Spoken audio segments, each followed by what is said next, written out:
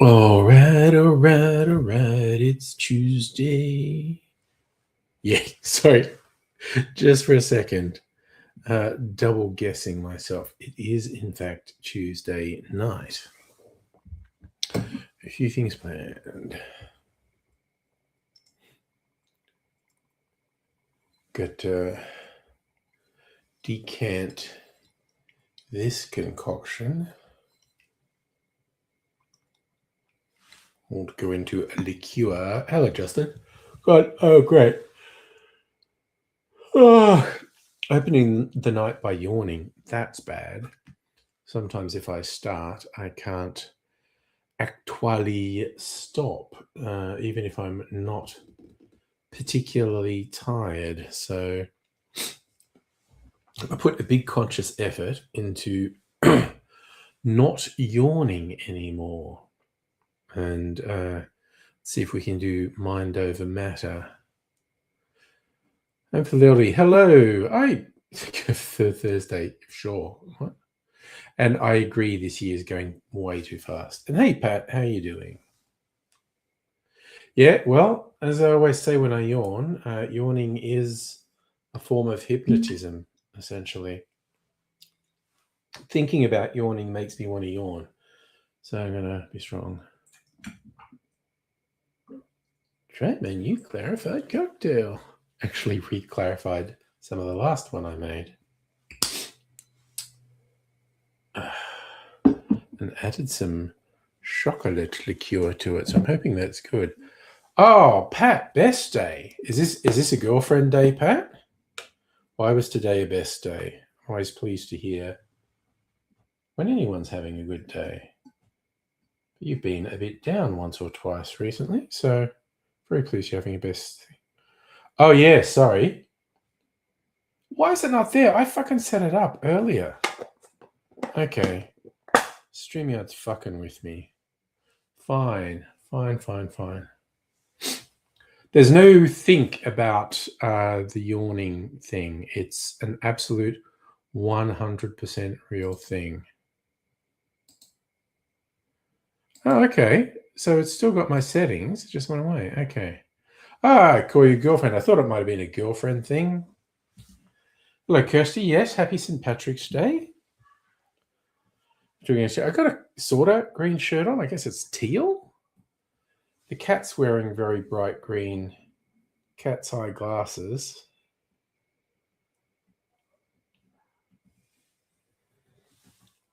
Yeah, I meant to have the text on screen, Home for the Elderly, but I didn't. But speaking of Home for the Elderly, look, I have a parcel I have to open. Oh gosh, I told Mrs. Angry that there was a game in it first, so she's like, "Oh, she'll give it to me." I said, "Well, I'm going to open it on stream," and she's like, "Ugh." Okay, but maybe I won't delay. Maybe I'll do that. I'm just going to get a cherry for my drinky. There we go.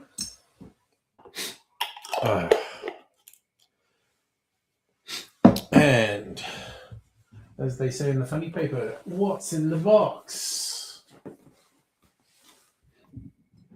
Oh, speaking of things Charles hit me, this would probably be pretty good for opening it. I thought so. It's really fucking good for opening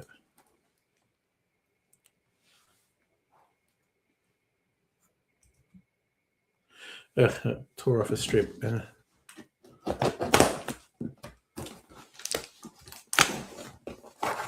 Ooh, don't drop it. Got lots of padding there. Okay. Unboxing, as the kids say. Hello, Hannah. How are you? So, Pat, your girlfriend, good day. Friday, girlfriend works. Well, that's all good. And Greg, hello. Yeah, the looks like the box got a bit bashed about. Okay. Oh, nice. merch. Have to wear this next Laserdisc night.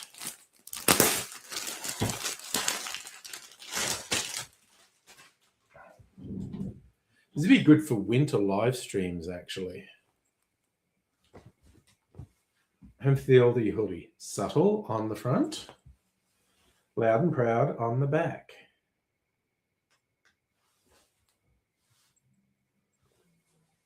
Wow, it's good. Like, it's good, heavy hoodie too. Oh, it's a zip front. That's that is my favorite. That it's not a pullover hoodie; it's a zip front hoodie. Oh, fantastic! I didn't realize that. All right, month or two before I'll be wearing that. Okay, fun things all over the place. Okay, so what's this? Oh, this is for cocktail rims. Ranch seasoning, spicy barbecue rub, chili salt. Or maybe I could just use these in cooking. What's this one? Thai seasoning. Did you intend these for rimming a cocktail glass or for my cooking? So Hannah, watching Super Babies with you. Oh yeah, play with Super Baby, definitely. Hello, Super Baby. So your girlfriend can't go to a dance on Friday, she's working. Okay. Ooh, what have we got in blood bags? Starwood Gopherman, which is nice. Dolce. I haven't had Dolce in ages. So many fun things. Skittles, sure, why not?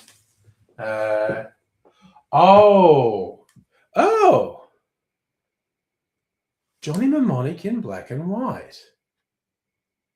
All right, maybe I'm going to watch that this weekend. What do we think? Receipt? Channeling. Some more discs. The Outer Worlds. Yes, I think Mrs. Angry will like this. And an Australian classic on disc, The Odd Angry Shot. Beat Hollywood to Vietnam movies by about 20 years. A party popper, maybe say for New Year's Eve. Oh, wow, they actually have cans of Coley beer. Okay. Nice. I'll have to make another syrup with the Coley beer. Oh, and look out. Is this one going to be any more accurate? Hello, Pat's girlfriend. Super Baby's invested in Angry Stream. Doesn't want to play with you, man. Super Baby knows what's what. Oh, wow. Wait, was that batteries? Oh, right. Little hygiene things for blowing, but I'm the only one who's ever going to use it, so I don't really need the hygiene things. Just need to check out what sort of battery this takes, and do I have any of them? It's a sexier looking one, honestly. Actually, I think I do need those things to stick in there, as the actress said to the bishop. Okay. That looks like three AAA batteries. I can go out and get those. Oh no, Kirsty, not nice news. You can share with us if you like. Get emotional support. How does this work? Do I stick? Oh yeah, stick that on there. Is that it? That looks like it. All right, I'll get something. Actually, oh, sorry. What was the receipt for?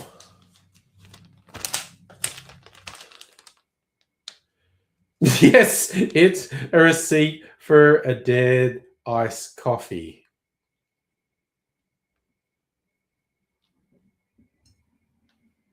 Oh dear. Perfect channeling of Celtic King. A receipt for dear iced coffee. Okay, you know what I'm going to do? I'm going to really quickly.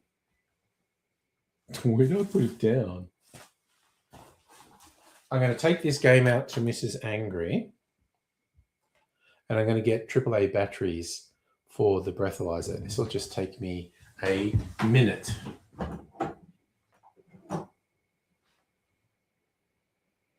Oh no, Kirsty, back in hospital. Oh, gallstones. Oh, I hope they look after you.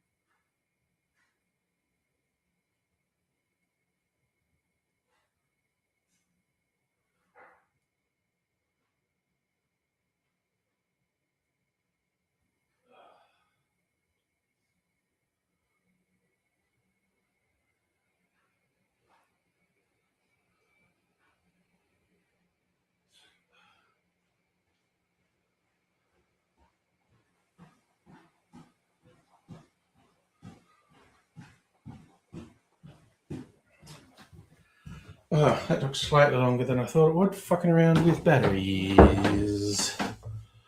Oh.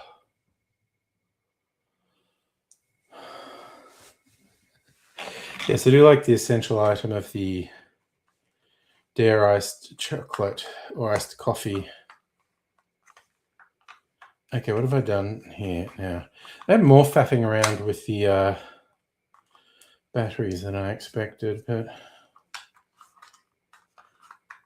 okay, what the fuck am I doing here? What a bunch of bullshit. Okay. What was I doing there? Okay, so yes, definitely AAA, although not exactly rocket surgery working that out.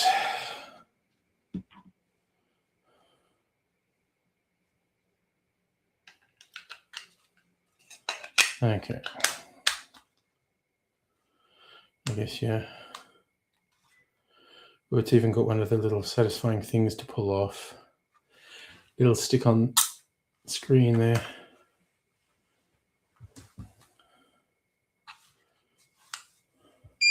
Whoa!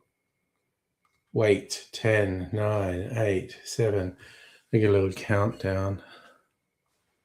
3, 2, 1.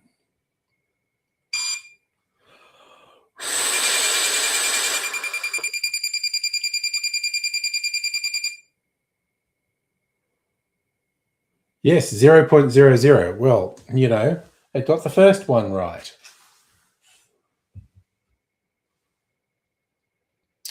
Oh, yes, definitely Mrs. Angry sort of game.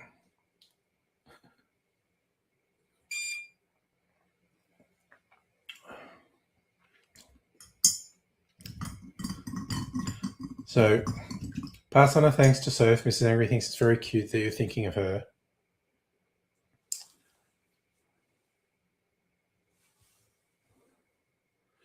Oh, Justin, you're at an upgraded credit card train station. Yeah, they're rolling that out. Jesus, the ticketing things in Melbourne have always been a nightmare.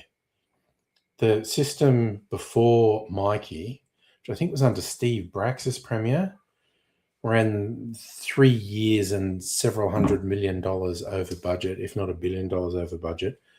Mikey was 3 years behind schedule and hundreds of millions, if not $1 billion over budget. I reckon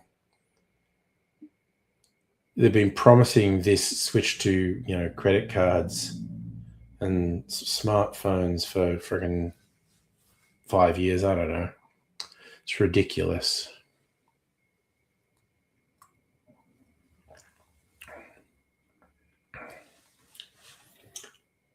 I just whacked together some flavors in this. I put some chocolate liqueur and a fruity rum-esque drink. Up late last night, went to dinner, had a few drinks, decided to stay up late, work on the video edit, got 6 minutes done, took you 4 hours. Damn, working hard. You saw dolphins while you were having dinner? Yes, good on Metcard, Justin. I believe you are correct, Greg. They actually got paying with Android phones right years ago, and I don't know if they ever got it working with Apple.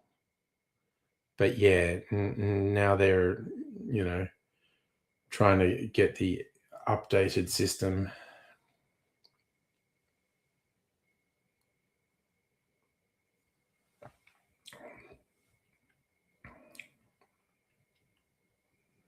Yeah, I've managed to make something that tastes really interesting and weird.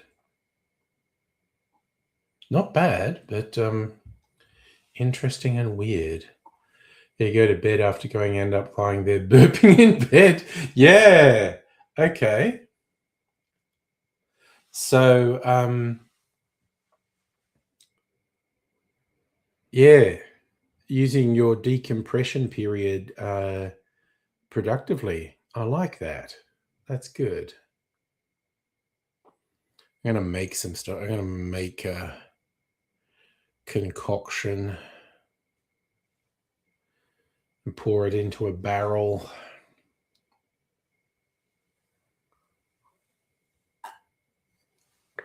Just as a government ad. If you're too young to know, Metcard transport's free. Sorry, that I missed that. That's pretty funny. Yeah, I thought I was going to get a seniors card this year. Cheap travel, free travel in certain circumstances. But you have to work less than 35 hours a week. And I work more than 35 hours a week. 7 point something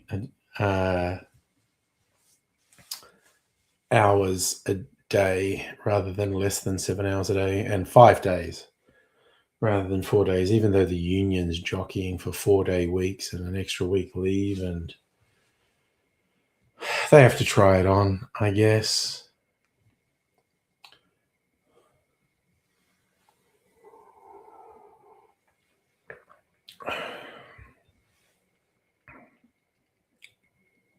Yeah, it's like a chocolate fruity drink now. Tastes very sugary. Damn. Greg, your daughter Bella had stream pop up on iPad, thought it was an ad. She thought I was an ad. I don't like ads. Oh, dear. Well, no one's paid me to advertise anything, so I'm just advertising my own skills with making beverages.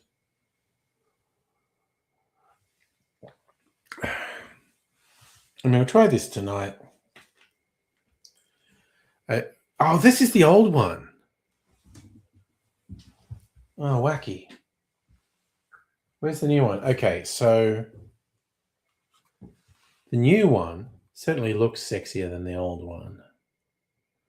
This one just doesn't work. I do remember the conductors. The conductors were still around just when I moved to Melbourne. And they progressively phased them out, which is bullshit. I hate conservative government cost cutting that reduces quality of service, or even commercial entity cost cutting. that reduces quality of service. It was bullshit they got rid of tram conductors. So,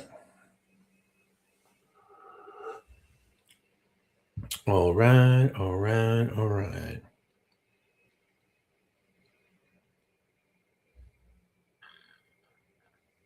Okay, so while I think of it, I'm just going to take my mic with me. Make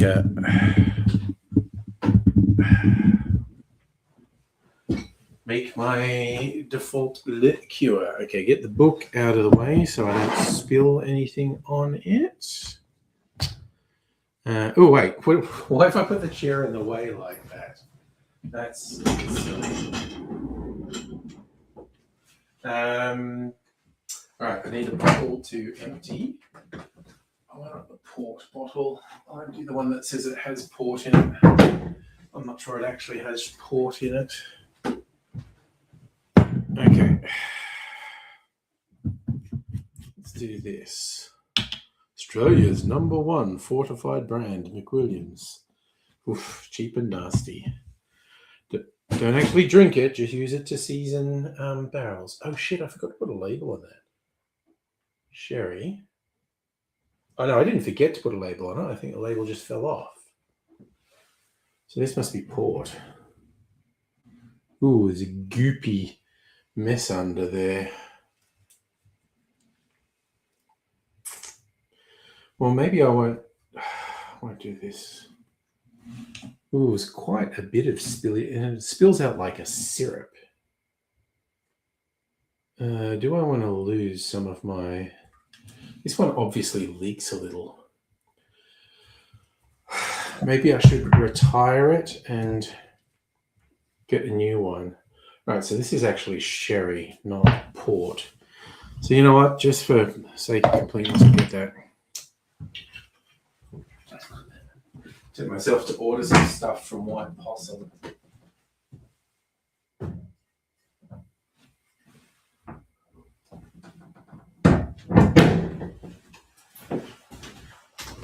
Okay.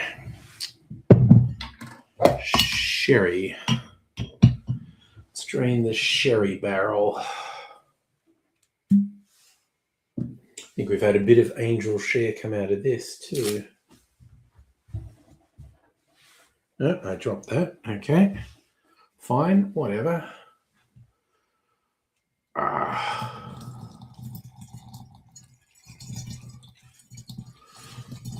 Some peeing ASMR. Oh yeah, there we go. Now we got a stream happening.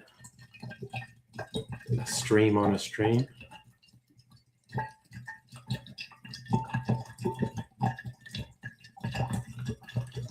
Is this psychologically making anyone need to go pee? It's not doing it to me yet. Okay, that's kind of... I think I can do the rest this way.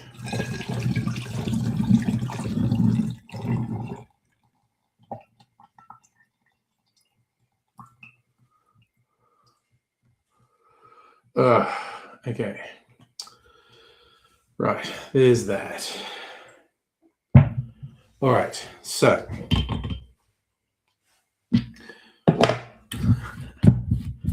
my equal parts liqueur. First, the sugar syrup. Just going to put it all straight in the barrel. I want 250 mils of sugar syrup.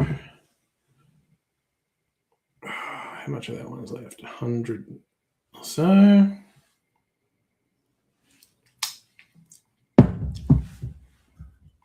Okay, I'm going to do this one too. Another 30 mils there. And I made up my new sugar syrup. So now I'm going to do this.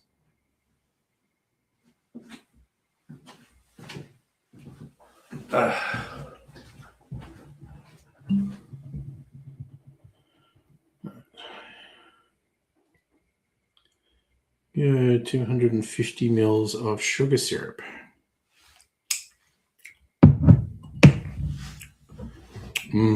Spicy and tasty. So we poured that in first.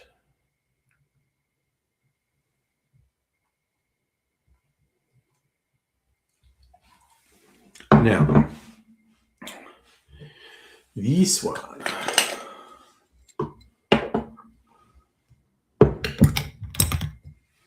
You want to pour through this cheesecloth bag.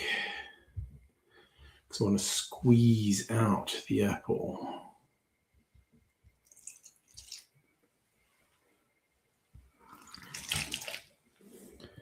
Because I think the apple has absorbed a lot of the liquid.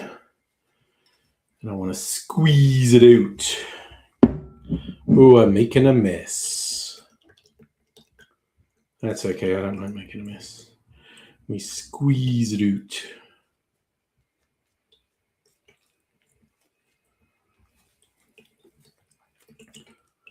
Maybe need to go to a cooking goods shop and get another cheesecloth bag. Oh, good. I have to wash my hands. I'm just squeezing this by hand and getting booze and stuff all over my hand.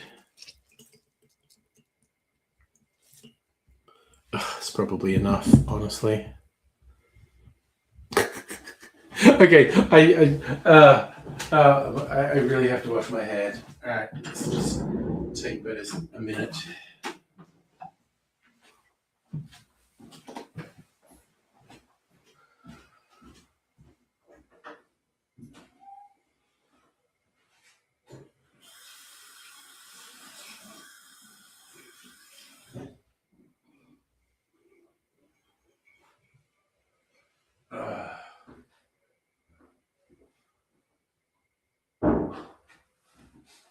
Okie doke. Hopefully stop my hand from getting too sticky. So that was brandies. That's like spiced brandy. So top off the brandy. Actually, I need to fucking clean up this mess I made. Ooh, I've got my toilet paper here. Let's pick this up. Clean this up a bit.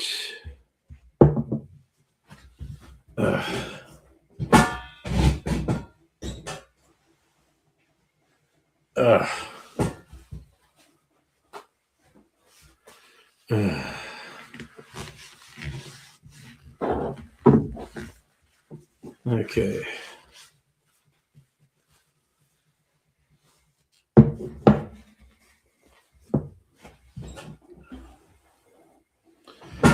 Okie doke. Finishing with brandy. Okay.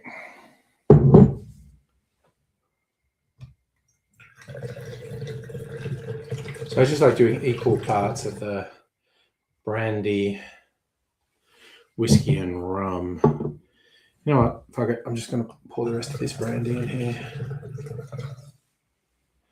And that's for the recycling. Okay. Look, I only paid $50 for this whiskey. Oh, is this whiskey? Not much of that left now. Might put that in my infinity bottle.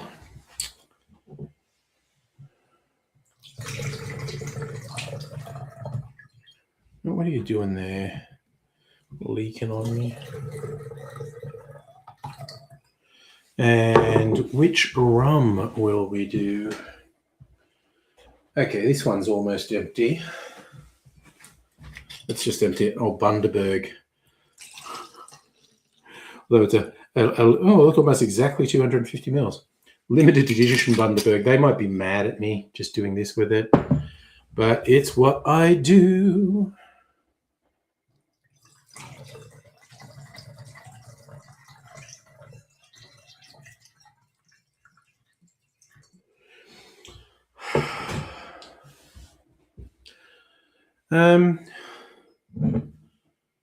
God, I can probably even put the rest of this whiskey in here. Fuck it.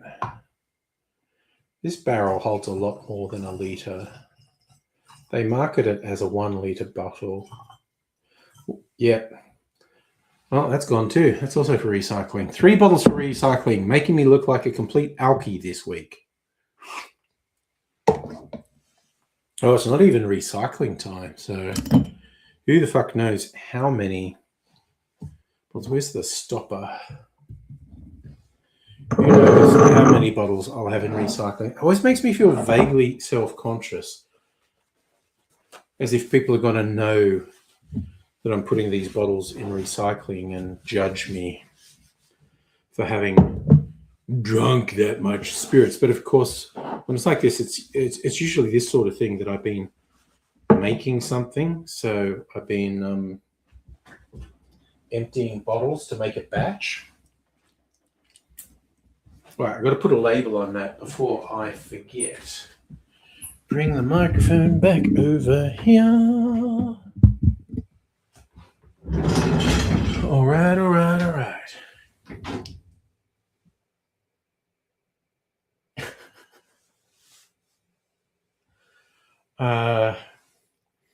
Fancy Bundy. Yeah, I mean, it was. I only bought it because it was on special.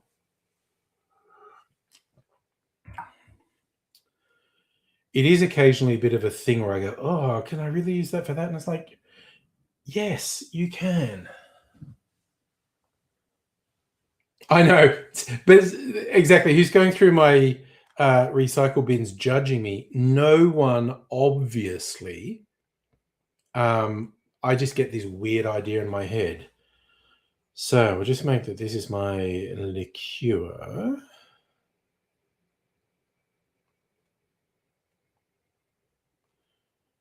And what is the date? Oh, of course, it's St. Patrick's Day, 17th March. Just want to record the date I put it in so I don't forget. March 17. And we print that.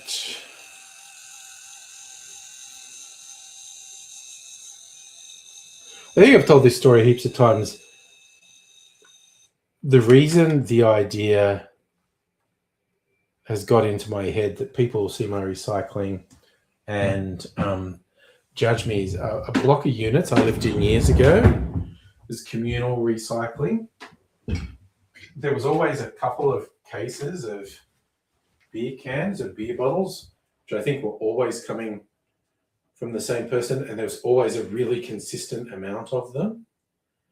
And I was like, damn, you drink that much beer every week. Okay.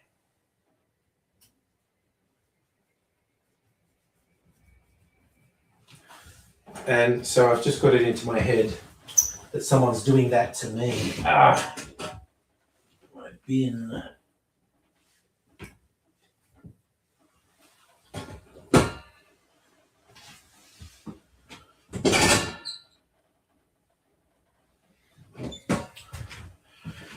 Which is, of course, ridiculous to think about that. And I think I made my hands sticky all over again. I might have to go and pour myself.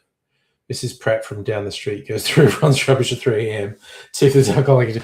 I'm sure there's someone doing it. I'm really sure there's someone doing it. Okay, you know what I want to do? I want to.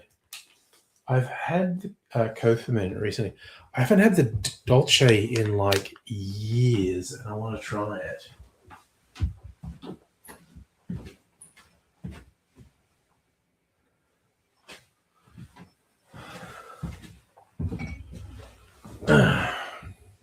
Let's try this. If I remember rightly, the Dolce is aged in like Italian dessert wine barrels.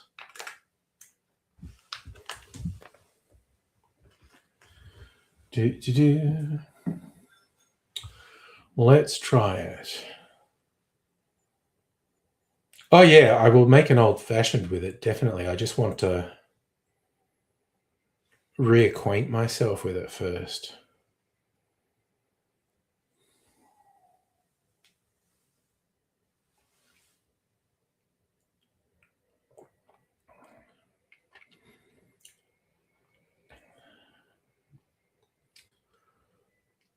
Oh, wow. Wow, it's really warm. I forget what proof that is, but that's really warm going down.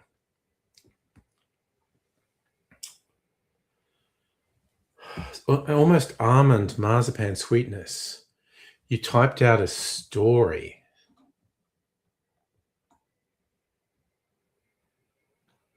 Oh, wow, you sure did. Wow, you sure did. Let me go. Okay.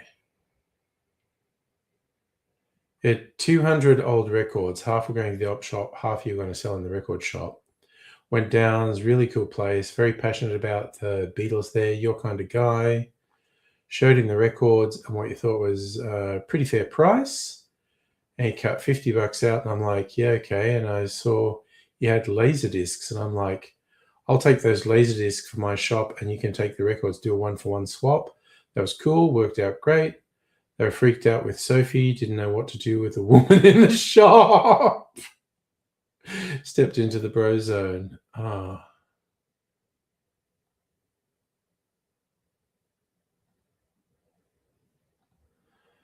Okay, nice. I did actually catch the end of that you'd done a 1-for-1 with laser discs and records. That's pretty cool though.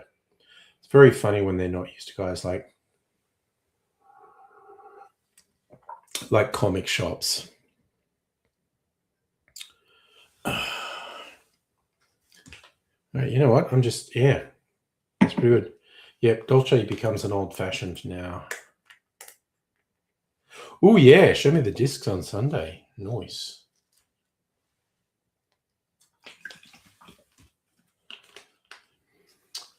And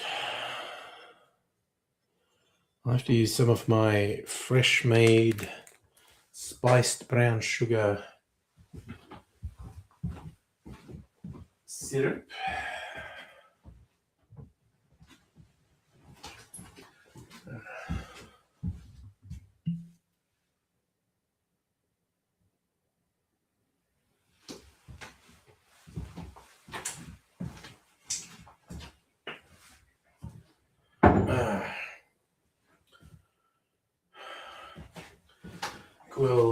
We'll do a mix of orange and aromatic bitters in this.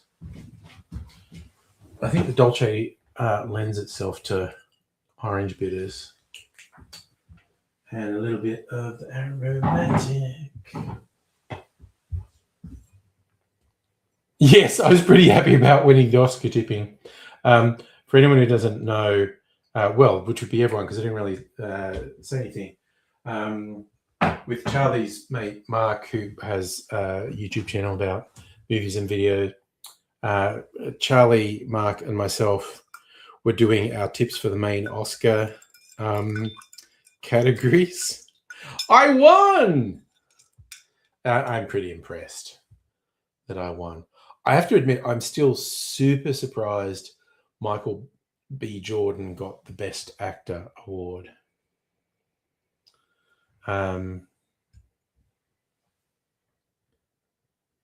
Not that he's a bad actor. He's a fucking brilliant actor and he did really well in Sinners. I just didn't expect him to win. Next year, we're doing all categories. I would just be guessing for most of them. But anyway, actually, in all honesty, I guessed for a few in the categories we did this year, but that's all good. Madame Butterfly, hello. He did do twice the acting, but that doesn't always get rewarded in Hollywood. You semi-regularly get actors who play twins. You guessed most of yours too, yeah. I still think my boldest was probably picking K-pop Demon Hunter's song to be Song of the Year, and I was right. Did that just for young Mr. Angry. He loves that movie. Oh, fucking yum. Oh, Dolce makes a good old-fashioned. Yes, and Eddie Murphy played his whole family. It just happens every now and then, like Jeremy Irons in Dead Ringers and Adam Sandler playing himself and his sister in a truly Oscar-worthy performance. Actually, one that was worthy an award, I think, Nick Cage playing Charlie Kaufman and his fictional brother in Adaptation. That was a really good bit of work.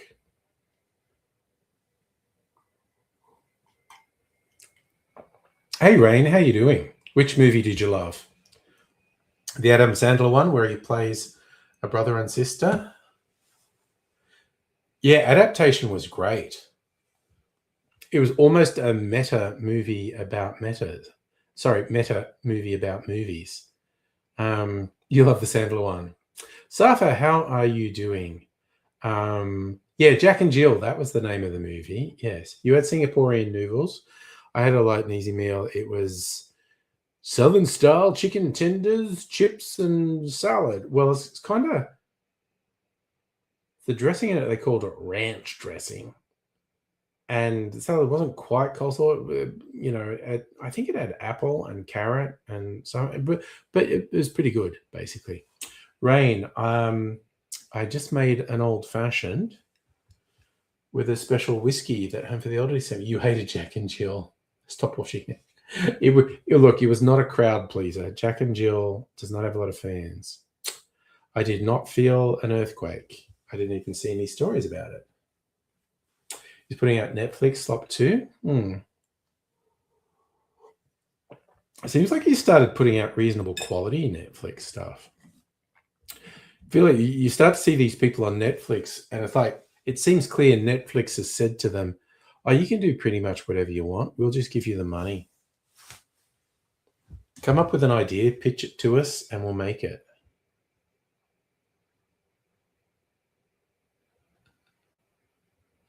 Rain, you are right. Shouldn't take Jack and Jill very seriously.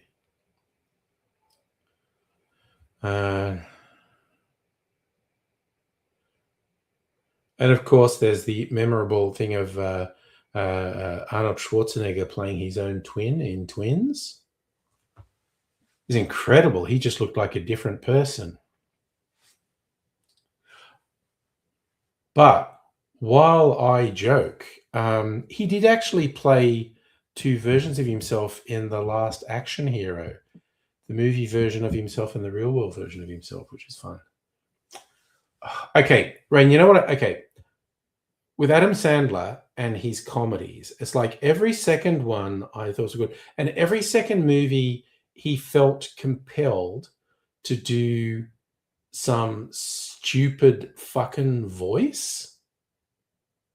And he did it in Little Nicky, and he did it in fucking Waterboy. And it's like, why are you doing that? It's not funny. It's fucking stupid. Thanks, Safa. You filling in for Celtic King? No, I've had this one for a few years. This is one of my favorites. Cat having a martini, but there's a little joke. The cat is wearing cat's eye glasses, which I just like. A visual pun. His first solo film. He kind of does a stupid voice in Billy Madison, but it's so much worse in Little Nicky and the Waterboy. Okay, Rain, when you're doing a hot take from Adam Sandler. It worked in Little Nicky. No, I fucking hated that movie. I was just like, what the fuck are you doing? Happy Gilmore was pretty good. Waterboy wasn't bad, but the stupid voice is like, for fuck's sake. It's just Little Nicky drove me up the wall. It was just like, this is so fucking stupid. Why are you doing this? There was at least justification from a character point of view in Waterboy. The Little Nicky one was fucking stupid. God, it annoyed me.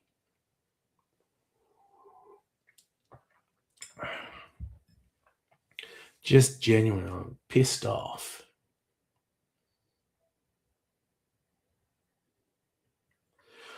Oh, Rain, wasn't the thing in Little Nicky he'd been hit in the head with something? Like, because, he's in hell being tortured. I thought the thing in Little Nicky was he'd been hit in the head with something. But anyway, fucking pissed me off.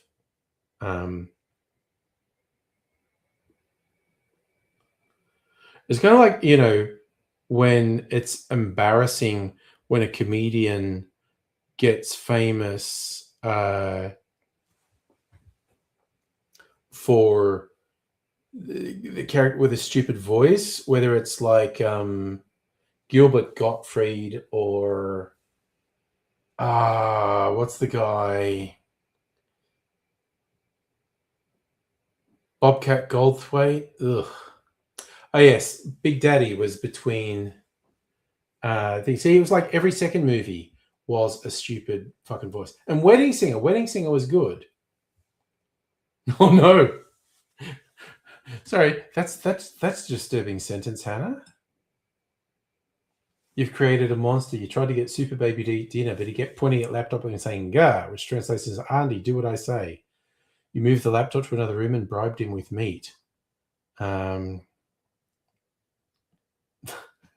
That's disconcerting, honestly. Yeah, I kind of feel bad for a comedian who gets famous for doing a stupid voice and then they're just kind of stuck doing it. Like, I don't hate Bobcat Goldthwait, but he got stuck with it. I feel like I did watch the new. Wait, did I? Who's watched the new Happy Gilmore? I don't think I have. Safa.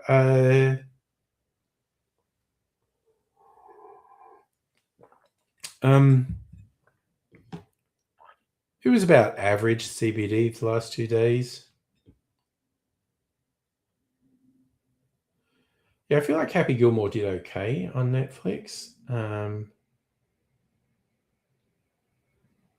But you know, you never know what you're going to get. So Super Baby's eaten, pointing at me, going "gat" means cat, or look at the guy, or put on the wiggles. Yeah, I'm sure the primary thought of Super Baby is get that clown off the screen. What is this? What is this? I'm your biggest fan, Super Baby. Man, Dolce makes a really good old fashioned. Punch Drunk Love is a very good movie. God, I don't think I've watched that since it came out. Well, since it came out on home video. Yeah, I didn't like Anger Management, which is disappointing because, you know, I like Jack Nicholson, I like Adam Sandler, but I didn't really like Anger Management. Although there was just the one thing where he was getting angry on the plane, but the flight attendants were acting like he was out of control when he wasn't. And it's just like, what is it with you people? And because the flight attendants was black, and he's like, what do you mean, you people? And he's like, no, I just flight attendants. That bit made me laugh. Oh, okay. Super Baby likes beards. He's the type of baby who pulls on beards, but babies do that. Well, Chuck and Larry was a knockoff of the Australian film Strange Bedfellows, because what did Michael Keaton do in Hollywood? It was with Rob Schneider. Michael Keaton did a movie with Rob Schneider. I don't think it was with Adam Sandler. And anyway, he told them about this movie he'd made, and they did a knockoff, but it was a complete rip-off. And the makers of Strange Bedfellows successfully sued the makers of Chuck and Larry. Oh, that's right. He did a version of Longest Yard as well. So yeah, okay, he was in The Animal with Rob Schneider. And then Rob Schneider ripped off Strange Bedfellows and was successfully sued. They probably made more money from suing the Hollywood film company than they did from the movie. Yes, okay. I'm not at all surprised, Hannah. Super Baby loves to grab beards. That's a thing babies do. And toddlers. And some recalcitrant adults, quite frankly. Just likes to grip them. See, I don't think I've even seen Jack and Jill because it just didn't seem appealing, quite honestly. Yeah,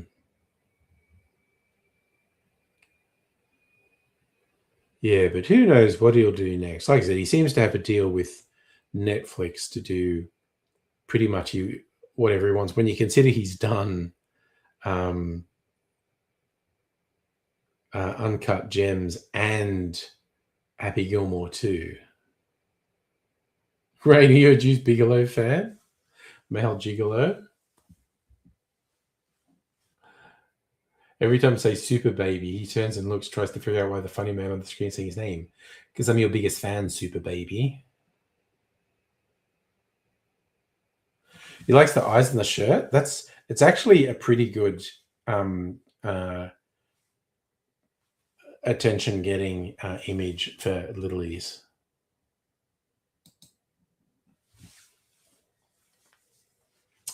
What is the time? 8:51. I'm gonna have a mineral water. I was thinking I've got some pink lemonade here. I'm actually gonna have a mineral water. I want something a bit more neutral. Drink something a bit more neutral.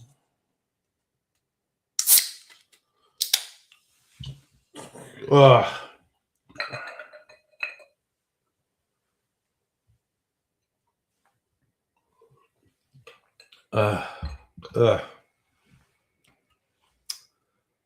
Ooh, wow, what the hell? I didn't open the thing properly. Oh, you young folk today with these easy ring pull cans. In the old days, it was so much harder to open a can with this thing you'd lift up and pull really hard. Such a pain in the ass. And then there was this one they tried where there was a little thing to push down and a big thing. And the little thing to push down was to let the pressure out, and sort of physics tell you that pushing in this little one was easier than pushing the big. So you push in the little one to release the pressure. Then you push in the big one to drink from, and also the little one being pushed in lets air circulate so you can drink it. Right, and the scene where he's dating as a girl with a... What's a pippy for a nose? He retrospectively went off Rod Snyder after he became a Trump sycophant. He's one of those people that it is quite embarrassing to watch now.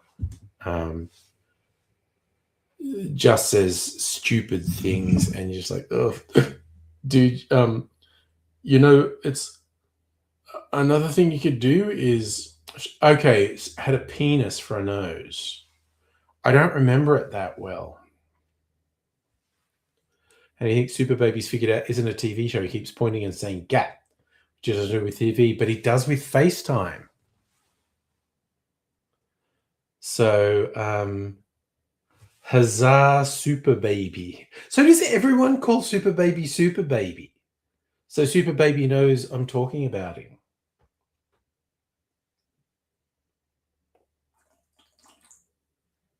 Joy, Irish beverage. Yes, sure. Like my shirt. Like Gary Stevenson pedestrians. I did see that. I haven't watched it, but I did see that Gary Stevenson one. I think Tax Wealth Not Work. Yeah. He laughed at my dance and fell over because he's dramatic. That's just encouraging me to do it more, honestly. He liked the animal and the jail one with the master. You call him Super Baby, so he knows the name. He knows it means him. Nice. Well, we're just all about Super Baby here, so that's all good. Trying to think. I'm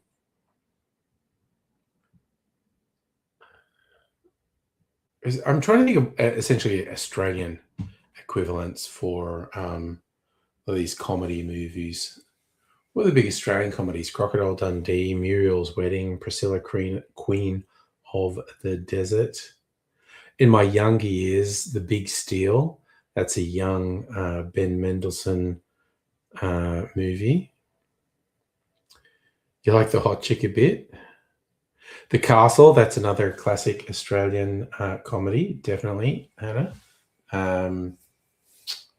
Claudia Carvan. That's her name. What is? Oh, there was a. I was flicking through channels. There was an Australian rom-com from the 90s called Dating the Enemy, where Guy Pearce and Claudia Carvan do a body swap. So, she's living in his body and he's living in hers, and, it's a rom-com, so you know how it's going to go. Kenny, even Kenny was like 20 years ago, wasn't it? Strictly Ballroom was great because they really wanted to show not all Australians were Anglo. There was more than one culture in Australia. Well, Bad Eggs is a bit fringe. I don't think Bad Eggs was what I'd call a mainstream hit. But also, what was the other Mick Malloy one? Crackerjack, about the Bowls Club. That was fun. Oh, God, now you've made me think. Death in Brunswick, Sam Neill and John Clark. I have a real soft spot for that movie. I really like it. Safra, I don't think I saw The Castle in the cinema. I think I saw it in home video.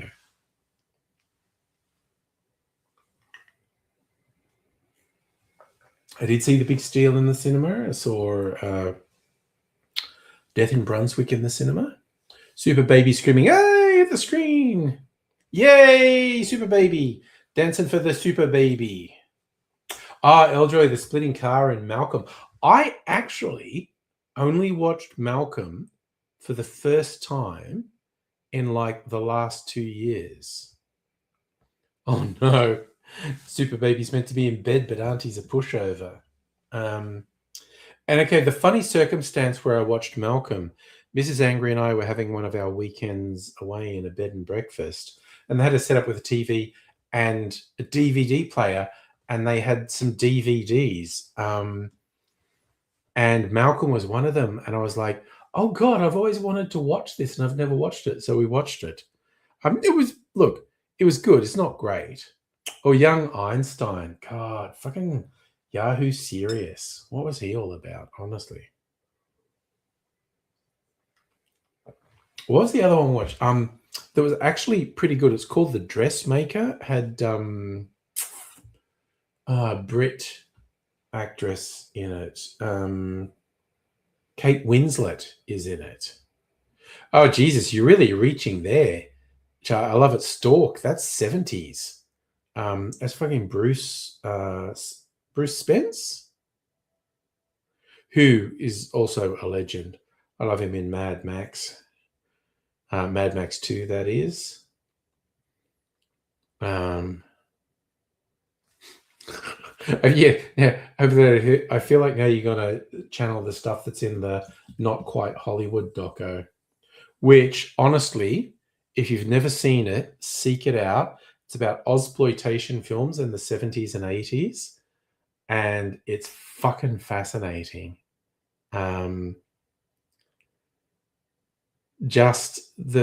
It's like guerrilla filmmaking, shit filmmaking. A lot of them were just shit.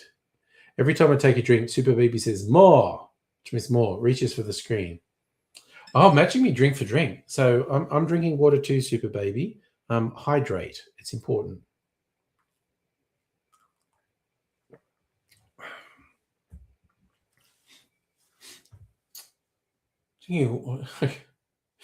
Jack Thompson made some weird movies in the 70s. The Club, which was based on a famous David Williamson play about Aussie Rules Football Club. Peterson, which is a really weird one, where he's a tradie who goes to uni as a mature age student in the wild and crazy 70s. what some of the other Scobie Malone, where he's like a private eye type thing. Only issue, every time he drinks, he launches his bottle across the room. He's apparently trained Artie to play fetch, and he thinks it's hilarious. That sounds like he'd think.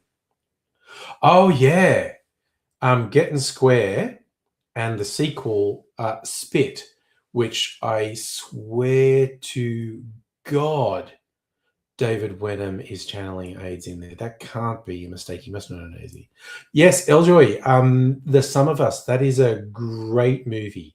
Jack Thompson and Russell Crowe. And that was also a stage play before they made it a movie. But The Sum of Us, great movie. Really good.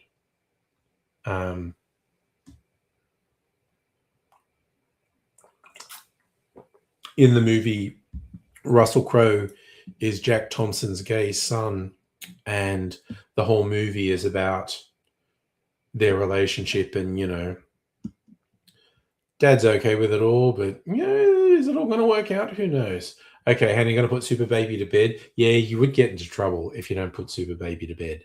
So Super Baby, go sleep.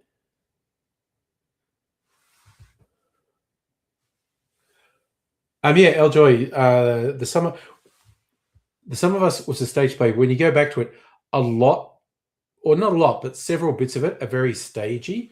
So, okay, spoiler alert for a 30 or 40-year-old film.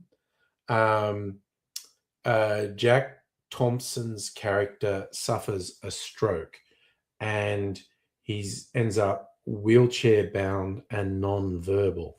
But there's a bit in the movie where, like, Rusty's looking after him, but then Rusty leaves the room, and he'd been sitting and saying, and then he just sits up and starts talking straight to camera.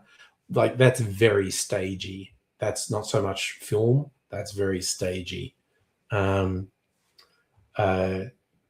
it was as I understand it, The Sum of Us was quite a successful stage play. But I never saw it, but I really like the movie.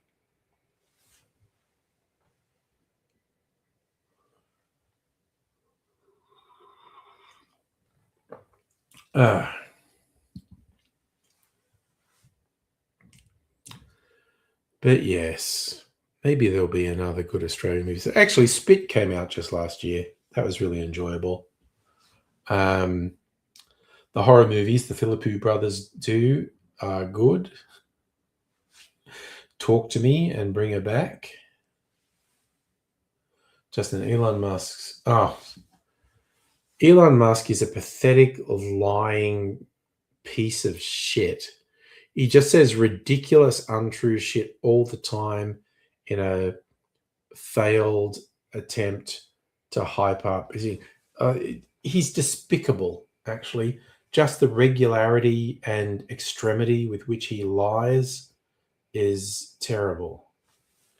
Eljoy, you saw Alan Dale in Away. Wow, Away was a big one. They did a version of that when I was at uni.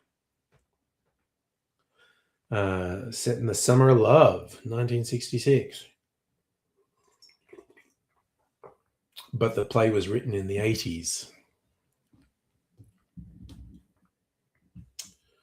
There was a period in the 70s and into the 80s where David Williamson just dominated Australian theatre scene. And there were a few film adaptations. The Club, which I mentioned, was a David Williamson play. Oh God, what was the one with the coppers? I feel like it might have been called The Removalists. Can't remember. Emerald City. But yeah, David Williamson, a lot of plays, few of them turned into films. What Aussie film was Rose Byrne in got a big move to the US? No, I don't think it was... Oh, no, you're right. No, it was 69. Yes.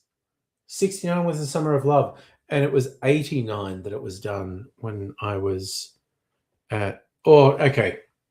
We could look it up. Justin talks about how I talk over all jobs. Yeah. It's...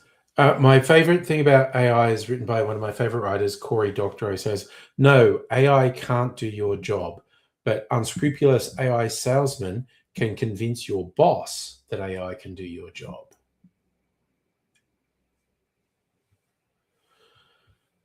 It was just so much bullshit. So much fucking bullshit.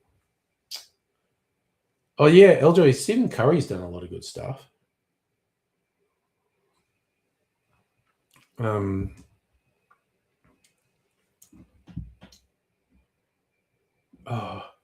Trying to think of other Australian. I feel like there haven't been that many Australian films made in the last 10 years. The industry's been gutted. But what's a Mark Gracie movie, Charlie?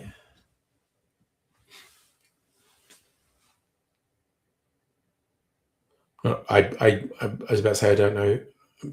I definitely don't know who Mark Gracie is. I was going to say I don't think I know. I think about it. I definitely don't know who Mark Gracie is. Oh.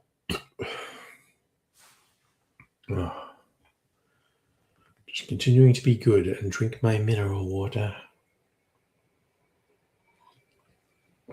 I just stack this glass full of ice because that's how I like it. Oh, Mark Gracie made Spin Out with Tin. Okay, there you go.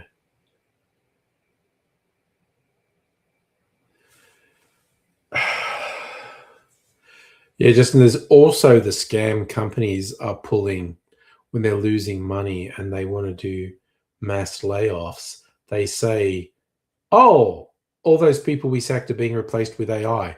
We're not going to cut back our services. We're not going broke.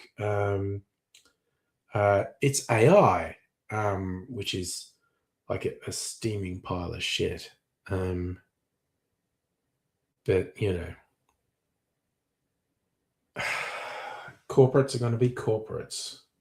Bunch of fucking animals.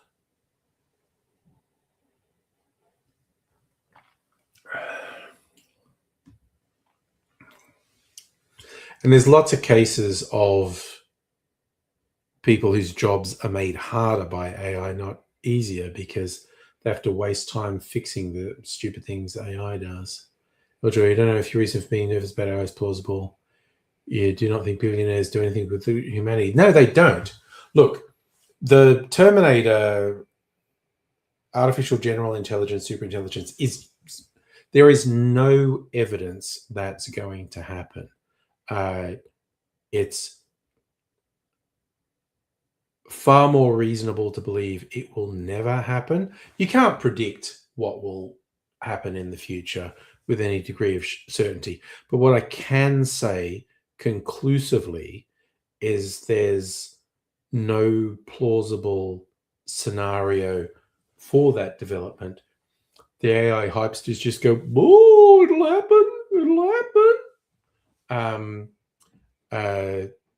And they're just fucking full of shit, quite honestly. And there are possums in the wall. You know what? You fuckers are going to get sealed in there at one point. I did everything to make you move out, and you didn't. And you're going to get sealed up and fucking die in there. It'll be your fault. Just cursing the possums at the moment. What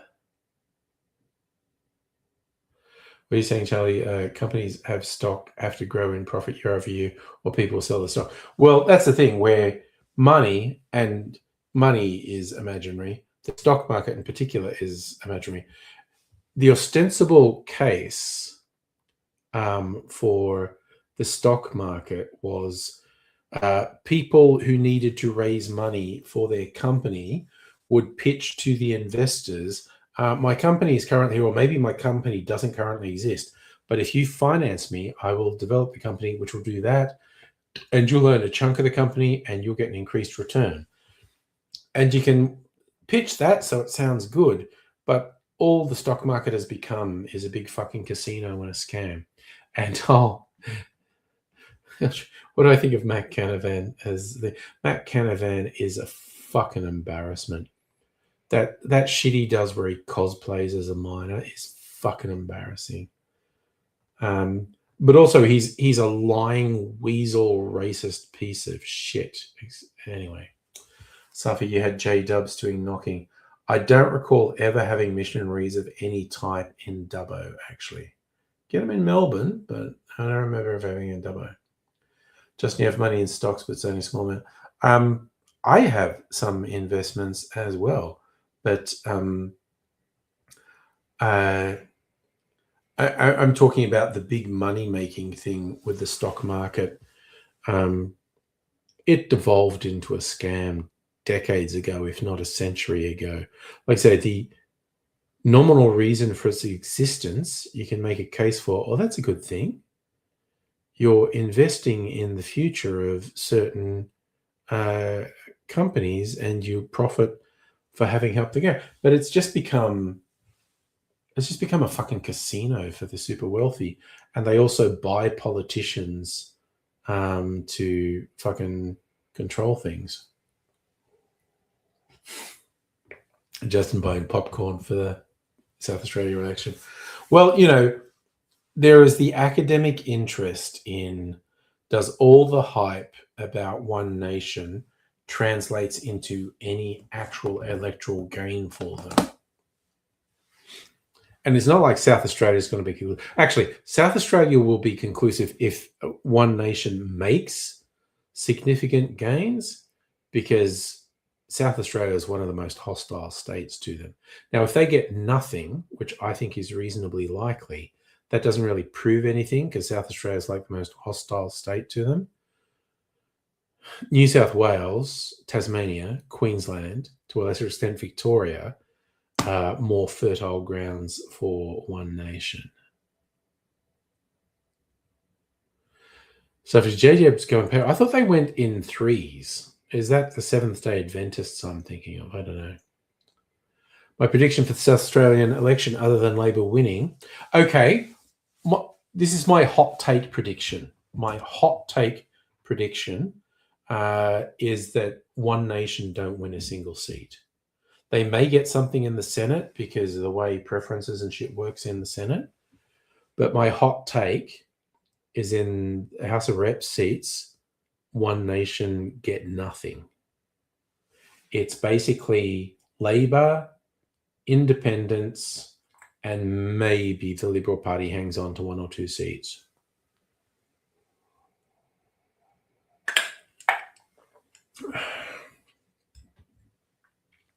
And Safa, South Australia is behind us, but I still think there'll be a result declared by the time I start streaming on Saturday. Yeah, Justin, I think historically in the country areas of South Australia, independents win. So, as I said, I'm more than likely going to be proved wrong. But you wanted a prediction, so I went for a big old hot take prediction. One Nation get nothing.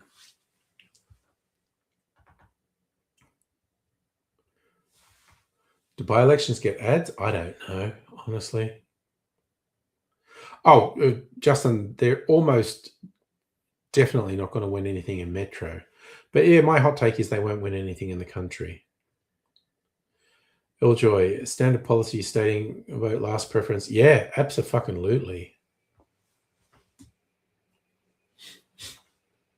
Put them last. They fucking suck.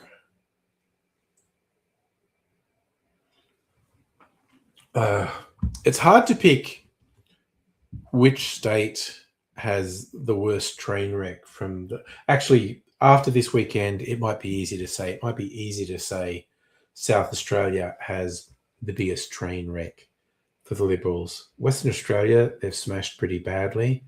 Who knows what happens in Victoria at the next election? They're still competitive in Queensland and Tasmania and New South Wales.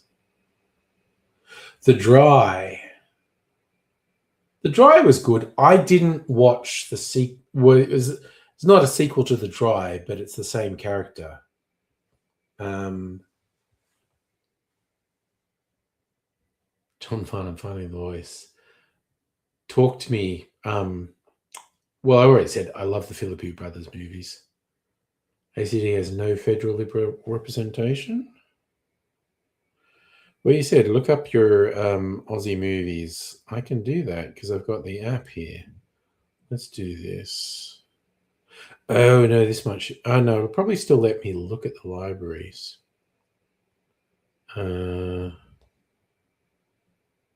See, all libraries. Aussie movies.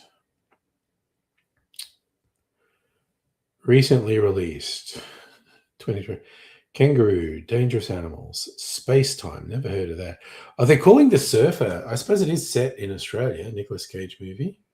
Recently added Hawk, Riot, Silver Brumby. That's an old Russell Crowe one, 93.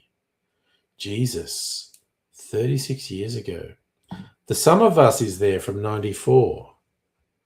Oh, The Boys. That's fucking bleak. 98. Heartbreak Kid. 93. School student banging his teacher. Muriel's Wedding, classic. Oh, Inside. I haven't seen that. Is it actually Australian or is it just have Guy Pearce in it? Dangerous Animals, Kangaroo. Ugh, Metal Skin. That was such a disappointing movie back in 94. Dark City. That's a fucking killer movie. The Drive from 2021. Tap and watch movies. New Year's Wedding. Sunday Too Far Away. Classic 70s or possibly even 60s movie. Calling Snowden an Australian movie. Okay. The Dish. No one's mentioned The Dish recently. It's a classic. Wog Boy, I'm not a huge fan of, but it was successful. Two Hands, early Heath Ledger, Rose Byrne movie. She's great in that. It's a great movie. Getting Squared, Ballabo, Wake in Fright. Now that's 70s. That's fucking wild. Shame, 88. That's actually pretty good. Not a lot of people. Proof. That's another good one. Russell Crowe, Hugo Weaving. That's really good. The animated movie Mary and Max, which I think got the Academy Award for Best Animated Feature. We're calling Black Robe Australian, are we? I know it was directed by Bruce Beresford, and one of the main supporting roles was an Australian. Jesus, some tenuous ones. Some of Us, Welcome to Warp, Warp I still haven't seen.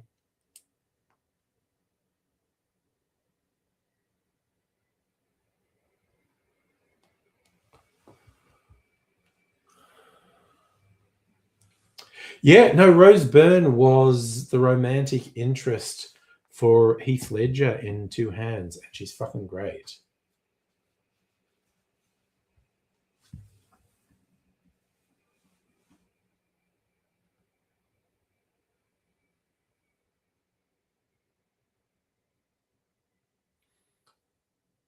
Elder, you've heard Jacinta Allen may lose the Bendigo seat to One Nation. I mean, she may. And that's not a completely unreasonable guess. Oh, he died with a falafel in his hand. That was a very hipster sort of thing, which I did eventually see. The book was a sort of hipster thing to read in the 90s. LJ, Pumpkin O'Clock for you. Yep. Thank you for hanging out with us. I'll be around for another 45 minutes, I think.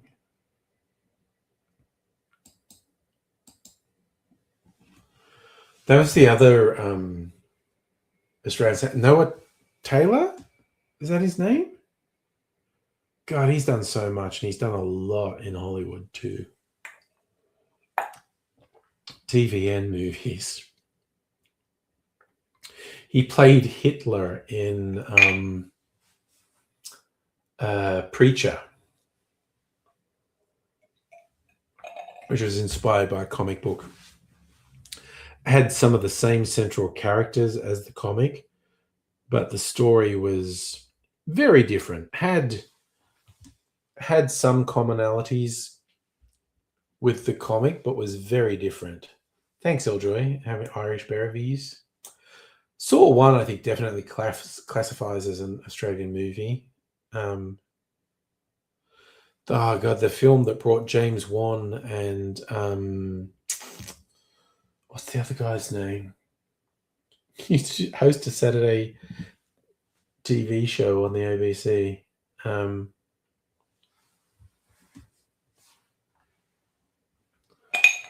to remember his name. Anyway.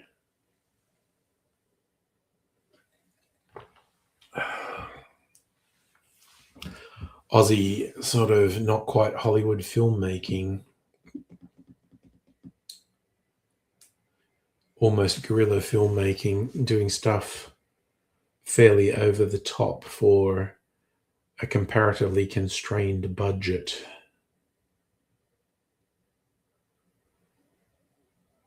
But yeah, it's always been intriguing, the stuff that gets claimed as an Aussie movie, and you get films that aren't shot in Australia and don't have Australian actors, but there's an Australian production coming on, or sometimes is shot in Australia but has no Australians in it. It's very weird. Oh, Wrong Night Stand. Okay.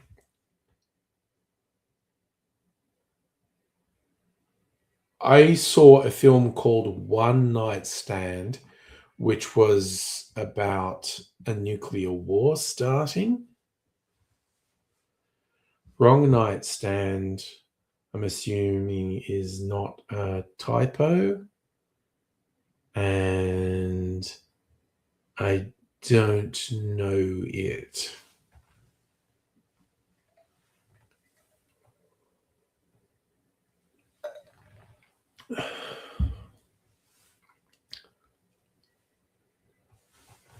Actually, I was just thinking One Night Stand. I think I saw that in the cinema in Dubbo. I just remember an interjection from the audience, and I went, "Oh, I know who that was. That was a Dubbo guy. I must have seen that movie in Dubbo."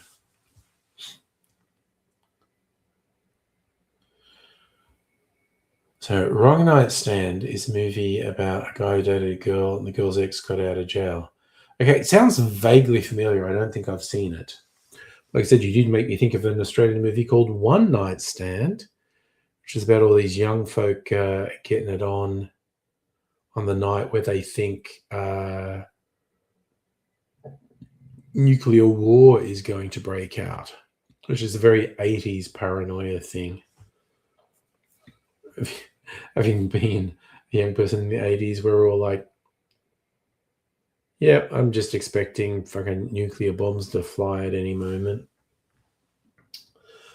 That's what it was like in the 80s. Yes, a lot of One Night Stand is shot in and around the Sydney Opera House.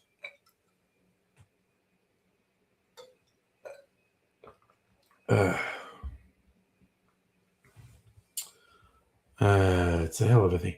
You know what else? What did I see? Oh, I mentioned it earlier because I happened to see this flicking through channels a little while ago.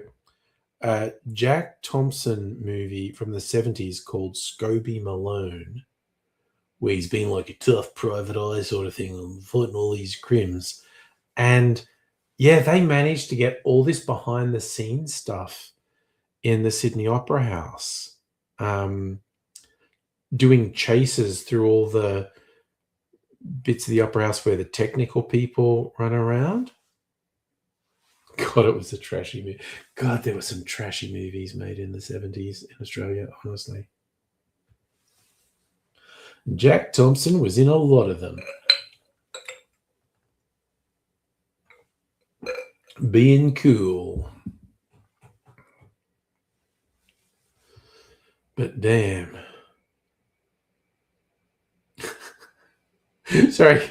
I'm the elderly. It's like Sirens. Was that Sirens in an episode? Sirens with Hugh Grant. That was inspired by the art colony of Norman Lindsay in the Blue Mountains, if I remember rightly.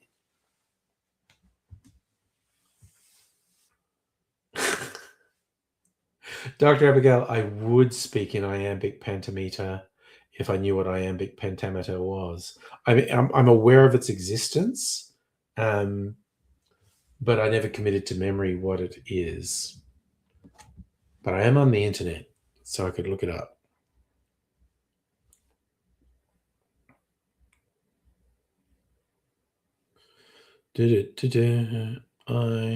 Iambic pentameter. Poetic meter consisting of 5 iambs per line, totaling 10 syllables, alternately unstressed and stressed. Da-dum, da-dum, da-dum, da-dum, da-dum.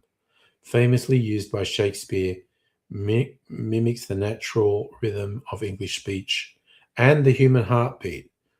So, I am now cursed to speak this way for more. That's iambic pentameter. Pentameter.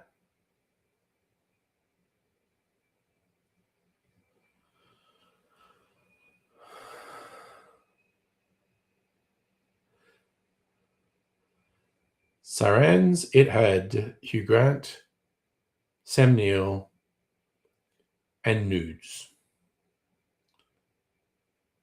Oh, yeah, no, fucking Norman Lindsay's Retreat in the Blue Mountains was all fucking sex and decadence.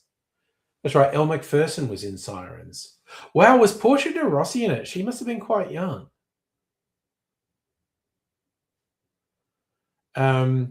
Like, you know, Norman Lindsay had some famous children's books, but he spent most of his time getting high and fucking in the Blue Mountains, basically.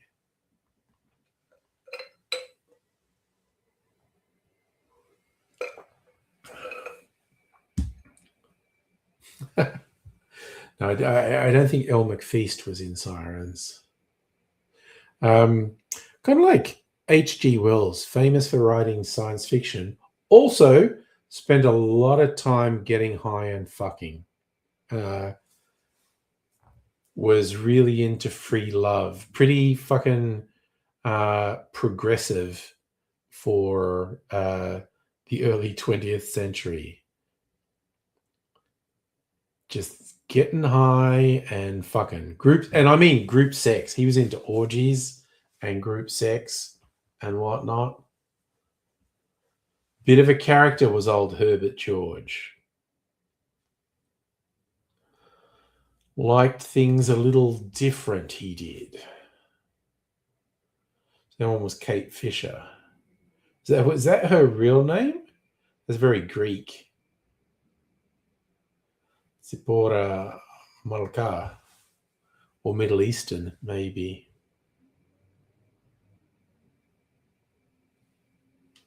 Noisy car driving past.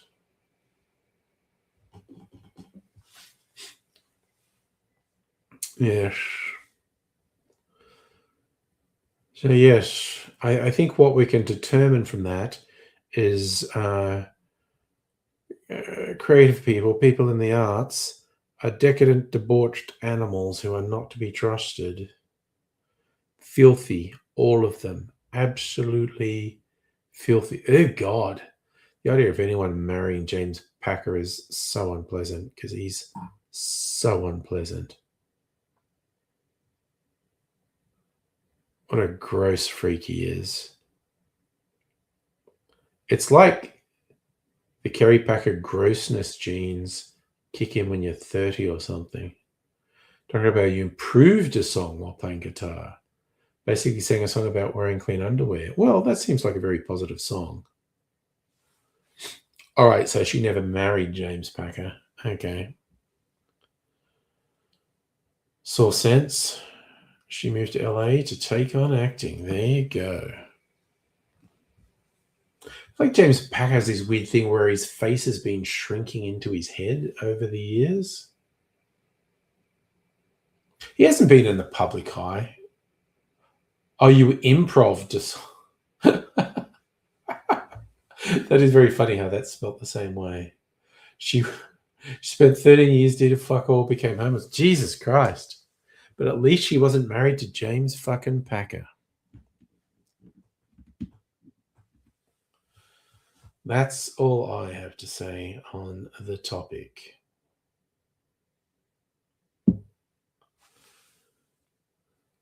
She changed her name. Embracing her Jewish heritage. There you go. I got the Middle Eastern bit right. Okay.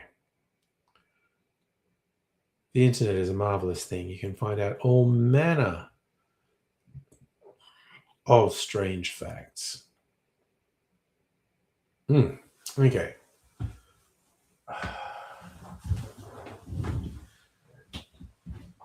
Just checking the dates.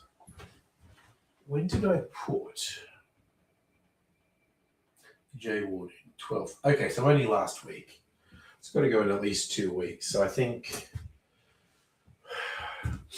party night, not this week, but next week, I'll taste it.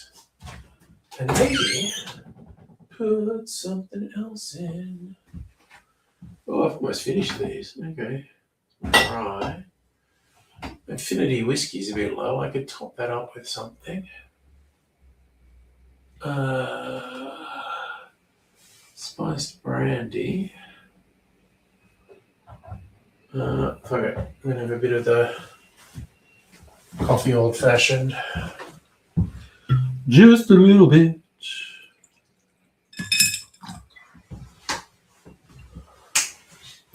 Alright, I was worried I have too many of these, but there you go.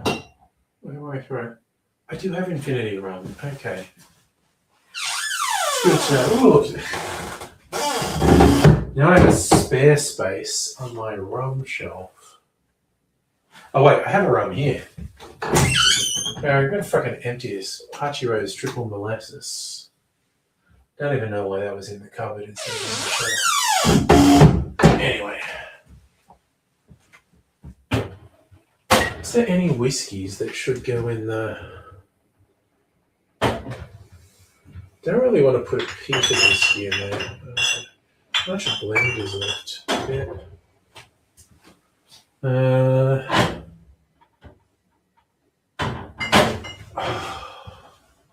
Not that one, not that one. Maybe that one. I should make something with that. Alright. Alright. I think I had a recipe that called for rye whiskey. Maybe I'll make that and then do that. In 2022, Michael was found guilty of breaching court order prohibited her from posting any information about a particular man online. I'm assuming that's James Packer. Did she want to expose him being on Epstein Island or something?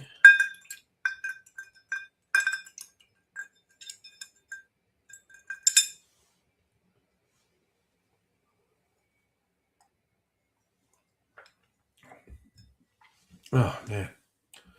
That's fucking good. So we're saying, oh, you looked at Victoria's getting credit card payment in May. Yes, there are trials happening currently. General Neurospicy. Rainbow thing.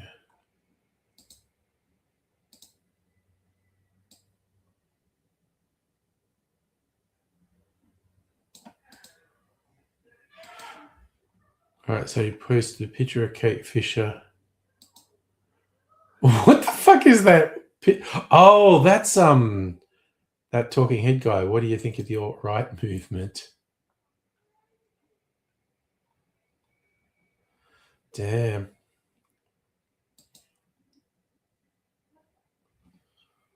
There's Steve, what's his name, who was on the panel or whatever.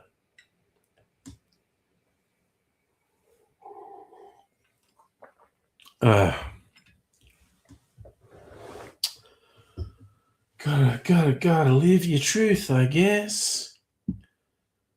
I don't know. Say something vague and hope it sounds intelligent. I don't know. Hey, okay, so it's only Tuesday. I get paid tomorrow, which is always exciting. The whole fucking lot goes on my credit card. Woo! I'm in debt. I think my head is big. Well, who do you think has a big head? Look, photographs can be misleading.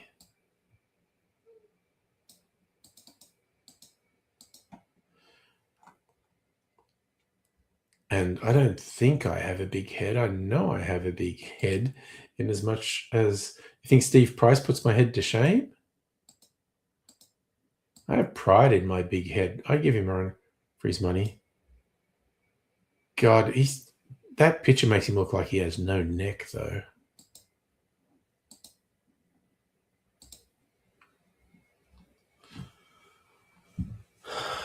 God, Steve Price is such a fucking boomer stereotype, though. Wait, how old is he? I don't know how old he is. I'm assuming he's a boomer. Could be Gen X.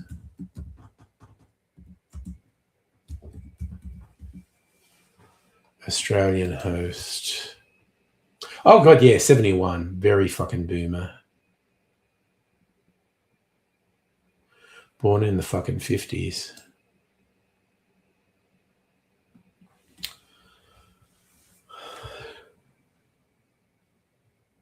I had assumed he was a boomer, but I thought, oh, God, maybe he's just a Gen X whose gross attitude aged him prematurely.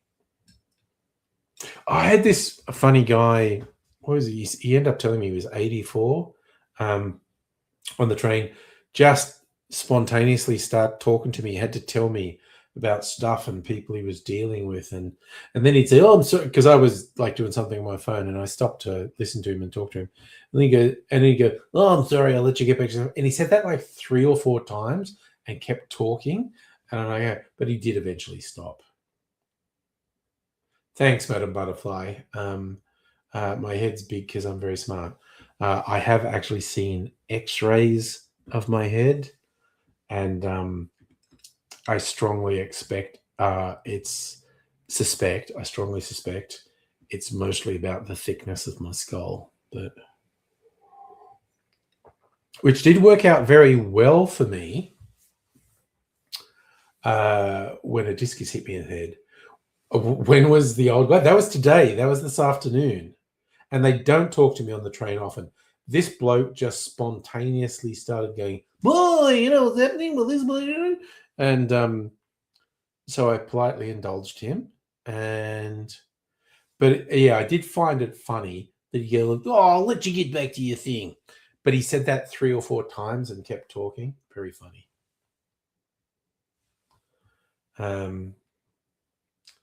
Safra, I left work early so the train wouldn't be busy because my boss wasn't in the office. So I was like, well, fuck that. I came into the office, did my bit, went to see my hand therapist, and yes, I had more improvement, a couple of degrees more movement. So I got to keep working on that. And not going in the office for the rest of the week. Dr. Abigail, did he discuss the big head? The big head, because it's just no. I always had a big head. It's a thing in my family. The males having big heads, big buff heads, and like I said, it just turned out to be lucky. Stopped the fucking discus. That's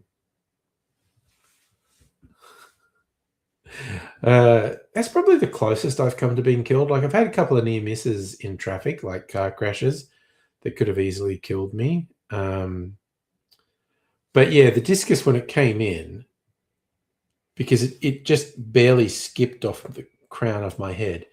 If I'd have lifted my head just a centimeter or 2 higher, it just would have plowed through my skull and killed me. If it had come in on an angle, it would have just gone straight through my fucking skull and killed me. But it came in really flat and just barely skipped off the top of my head, which felt like someone hit me with a shovel. Well, Raymond drowned in a well in our backyard, and that's on us for having a well in our backyard. So Tim emailed, checked out the video.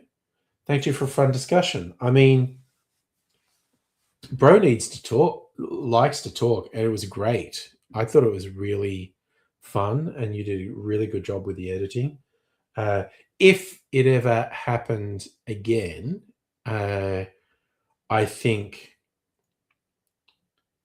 giving talking points ahead of time. So, hey, Tim, I want to talk about this, and like literally have a list of questions, or go the whole way and say like, Tim, I want to hold up 30 laser discs and just say if you've seen them or if you know anything about them or if you know anything about the people in it. Yeah, okay. So I know you did, but I mean, I think we need to stick with it. Okay, so maybe I should be clear. I feel like we would go like, if it happened and he connected, we just go like, okay, Tim, thanks for joining. So as our, and actually lay it out and say, as per our discussion, we're going to say the thing. We were very polite. I think we were both a little starstruck. What do you think? I think that might be a thing. Like we had a celeb, someone with a 40-year career in the Australian entertainment industry, and we just let him go with it because he had stuff to say.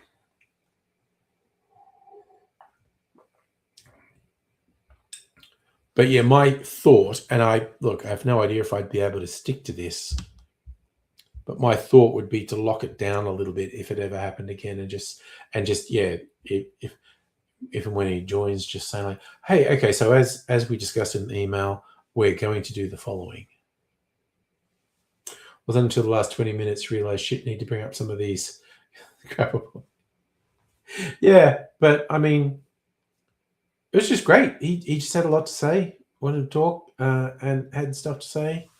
I think the whole thing was very worthwhile, very enjoyable. But it is what it is. And pretty happy with it. Like I say, we were super polite, maybe a little starstruck, and I just want to be a bit more commanding. Never seen me starstruck. Thought it'd be all over it because of the YouTube service. Well, it was more, just literally the guy has a 40. Yeah, it was a whole thing, Abigail, definitely. Literally, the guy has a quite successful 40-year career in Australian entertainment industry. Let him cook. I think that was basically where I was going with it. Let him cook. Whole Laserdisc thing. I need to have another artist pop up who wants to do commissions. I want him to do it's a whole thing cartoon of me. Madam Butterfly being having your special drink. You're in the clouds, coming down to earth, ready for round 2. Oh dear. So it must be early morning for you, just getting ready for a new day. You felt bad. You cited him as he come.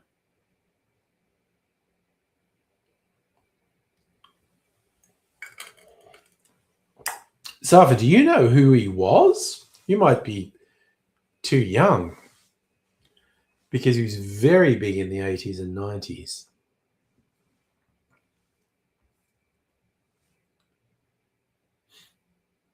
And yeah, I think actually, right, he was on autopilot. He just knows how to talk. He knows how to say things and provide content. So you came here in 99, so you probably missed his peak. Yeah. Oh, right. You've got a week off work. That explains why you're getting buzzed, Madam Butterfly. Okay. I didn't realize. Yeah. So for his little background, he rose to fame as part of a comedy trio called the Doug Anthony All Stars, musical comedy. They're very big for a while. And he did some stuff on commercial TV as well. He had a light entertainment show called Don't Forget Your Toothbrush. And certainly for the last decade or so, he's been running classes. I think mostly screenwriting classes. Yeah, the Doug Anthony All Stars did, I guess you'd call it a sitcom, 2 seasons on the ABC called Das Kapital. But they were performing live for quite a while, toured the world. They were very successful. They recorded an album of original music. It wasn't really even a comedy album, though some of the songs were funny. They were actually really competent musicians. He wrote a good book on comedy script writing, and he teaches script writing. So, like I said, really successful 40-year career in the Australian entertainment industry.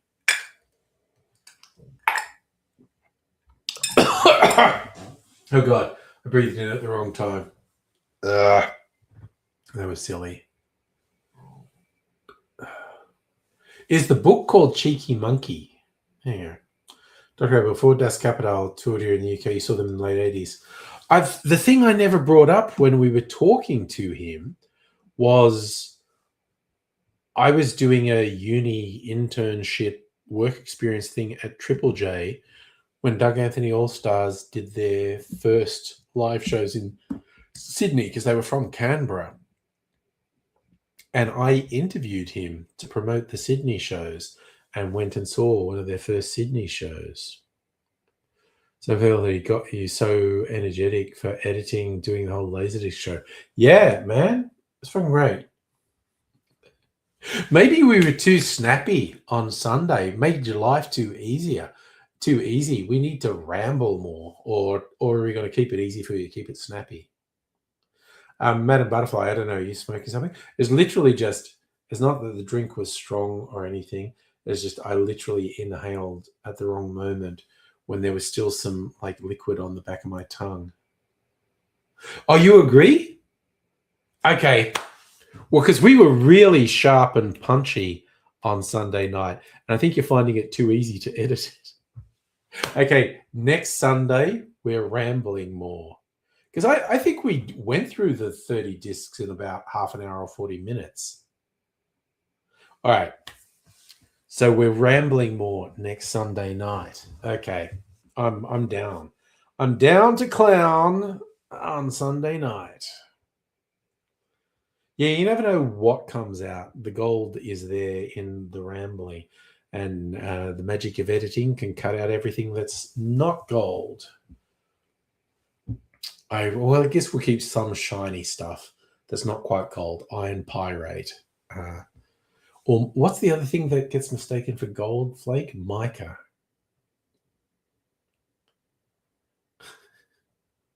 Long streams. Yeah, cut out 60%. I mean, that's the thing. I think we should spend at least an hour doing it. Well, I did think it was interesting that StreamYard is actually pretty good. You know, they love saying AI. Everyone says AI. So they have a thing where it's like you ask it to auto-generate clips from your live stream. It's actually pretty good at it. And even names the clips. So AI clips. How do we? I don't even know how to. Fuck. It's like, yeah, you know, you've done AI clips. Where are they? Those StreamYard? Are they in the library? No, there's no recordings in there.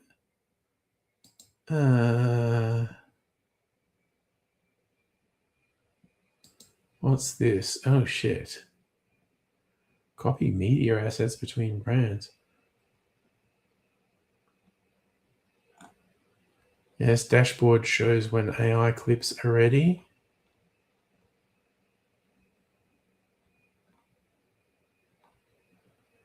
But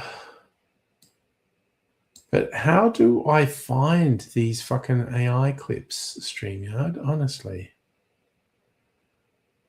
So you can only do the generation 6 times a month. And I've done it twice this month.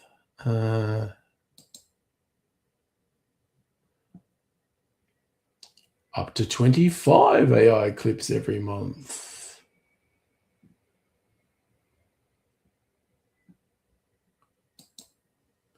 Wait, how much does that cost? $65 a month. I am not oh no. I am not. I don't care. I'm not doing that.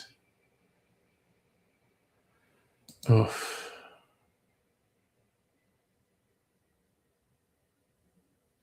Yeah, no, they let you do a very limited number of these AI generated shorts. But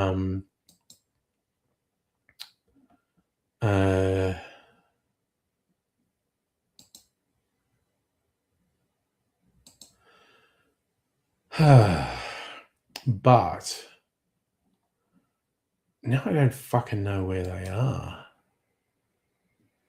Honestly.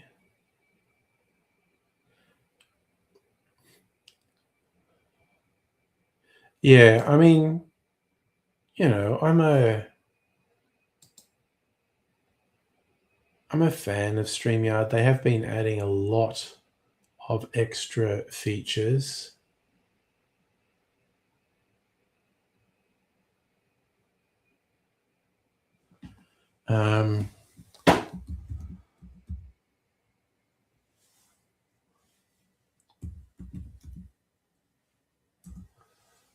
What emails do I have from StreamYard? No, wrong email address, maybe?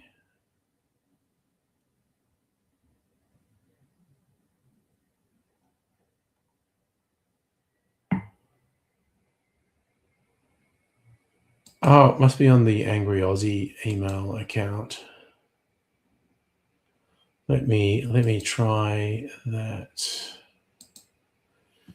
See if I can work it out, because I kind of like the clips.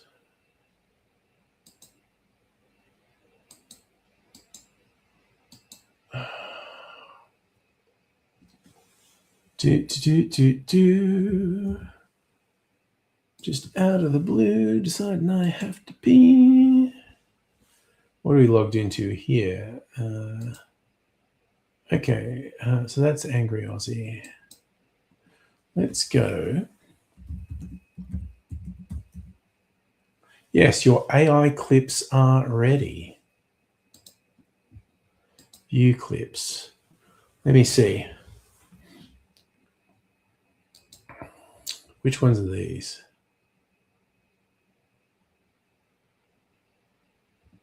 Oh, okay. It was most likely deleted or never existed.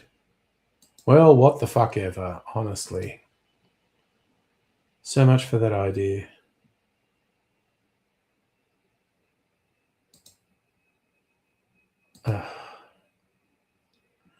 Grace Tame's in trouble. What did she say? River to the sea? Fuck Murdoch? I'm a fan. But I will look up, is there something in the news about her? Let's have a look. Here she shows up in the news headlines. Ooh, she said something about October 7. Oof. What did she say? What did she say?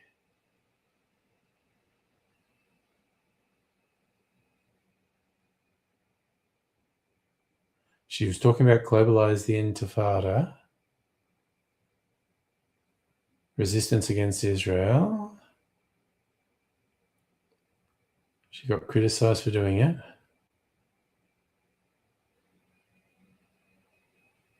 Yeah, well, fuck the Zionists. I'll just go on record as saying that. Fuck the fucking Zionists.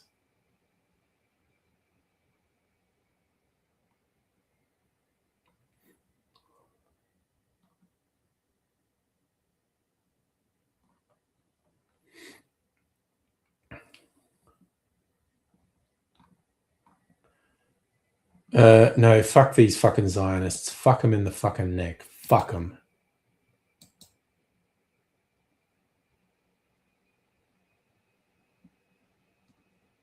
No, fuck them. And yes, the Israeli government lied excessively about what happened in the October 7th attack. Now, the October 7th attack were awful, horrible, unjustified, unwarranted, shouldn't have happened, an act of absolute fuckery. By the same token, an enormous amount of lies have been spread about it. and they've been proven to be lies. So fuck the Zionists, honestly. It's like the Zionists are endangering Jewish people everywhere with their assertion of criticism of the state of Israel, anti-Zionism is anti-Semitism, is dangerous to Jewish people because any rational person should and would criticize the actions of the state of Israel. And if they keep saying,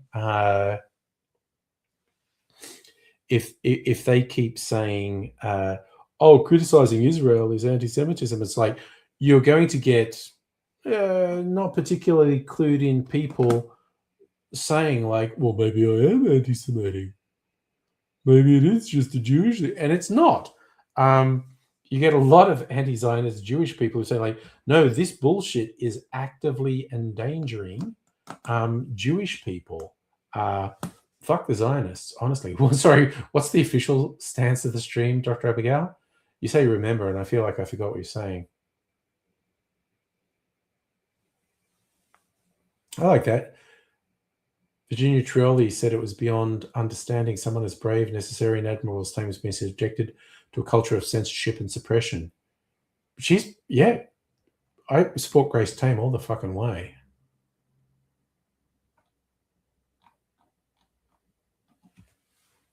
It's just like the Israel lobby, the Zionist lobby is extremely dangerous for Jewish people.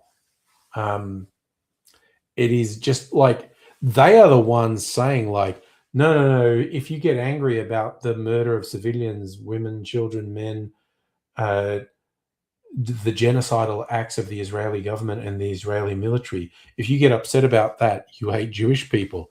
And it's eventually going to get into people's head, well, that's clearly unacceptable, so maybe I'll just hate Jewish people. And it is despicable. Brave but controversial stance of Anchor as your live stream, officially against genocide. Yeah. I've gone out on a limb and said genocide is bad.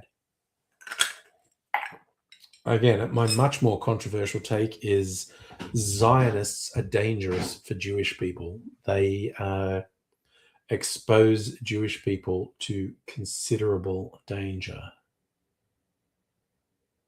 You're worried YouTube would censor you. Honestly, that's a legit worry. You know what? I'm going to have a little bit of this. And for shits and gigs, I'm going to try the new breathalyzer Charlie sent me. See what it's like. And for the that's my official and controversial stance. Genocide's bad.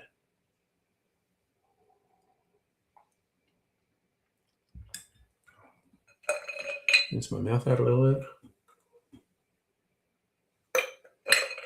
bit. Okay, let's see what this says. Wait.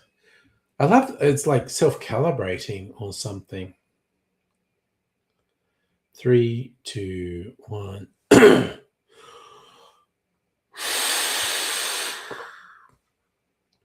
Just thinking about it. 0.041. That's probably accurate, actually. Not over. I still wouldn't drive a car now, though.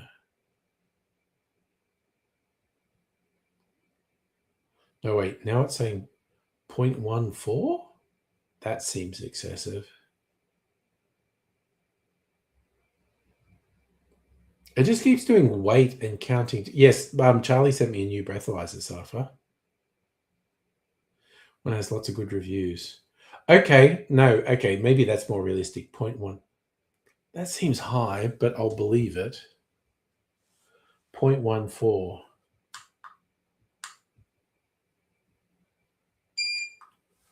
Just switching it off.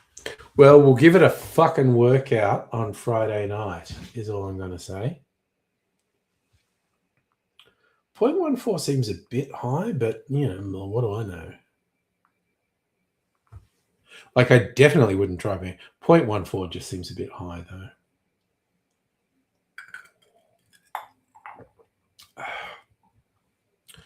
Okay, it's a bad idea to try really hard to make it give as high a reading as possible. It's bad, kids. Don't do it. But I think we're going to give it a serious workout on Friday night. Yeah, Madam Butterfly will kill it on Friday. Yes, I'll find out what Mrs. Angry thinks of the game. She won't have played it tonight because it's probably like you stick it in and it wants to do a bunch of updates. But yes, I've already sleepy bobos now. It's after 10 o'clock. I'm going to go to bed. I've got a cherry to eat. So,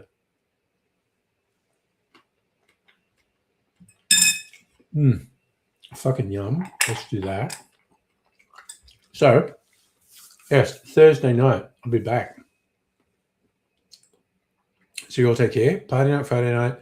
Election stream on Saturday night. Yeah, this was a good chill. That's what Tuesday should be. It should be chill. And we'll see what happens for the rest of the week. But I'll say bye for now. Bye. You are totally